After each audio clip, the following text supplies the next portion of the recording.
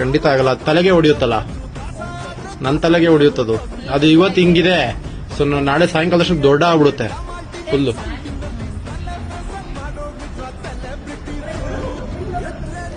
Hi friends, ನೋಡಿ ಇದು ಜೇನು ಈಗ ರೀಸೆಂಟಾಗಿ ಒಂದು 2 ಅವರ್ ಆಗಿದೆ ಬಂದು, ಅಂದ್ರೆ 6 ಗಂಟೆಗೆ ಬಂದಿರೋದು ಸಾಯಂಕಾಲ.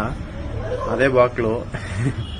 ಸೊ ಈ ಮನೆಗೆ ಹೋಗೋರೆಲ್ಲನೂ ಕೂಡ ಪಕ್ಕದ ಮನೇಲಿದ್ದಾರೆ, ಸೊ ಕೆಳಗಡೆ ಬಿಲ್ಡಿಂಗ್ ಅಲ್ಲಿ ಇದ್ದಾರೆ.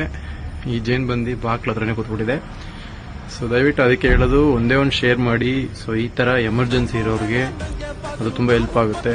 ಸೊ ಇವಾಗ ಇದಕ್ಕೆ ಅವರು ಔಷಧಿ ಹಾಕಿ ಸಾಯಿಸೋರು, ಇಲ್ಲಾಂದ್ರೆ ಬೆಂಕಿ ಹಾಕಿ ಸಾಯಿಸ್ಕೊಡೋರು. ಬಿಕಾಸ್ ನೀವು ಶೇರ್ ಮಾಡಿರೋ ವಿಡಿಯೋ ಅವ್ರು ಸಿಕ್ಕಿರೋದ್ರಿಂದ ಇವಾಗ ಇದು ನಾನು ಕಂಪ್ಲೀಟ್ಲಿ ಪ್ಯಾಕ್ ಮಾಡ್ತೀನಿ. ಸೊ ಇದೊಂದು ಚೀಲ ತಂದಿದ್ದೀನಿ, ಆ ಚೀಲಕ್ಕೆ ಅಲ್ಲಿದೆ ನೋಡಿ ಚೀಲ.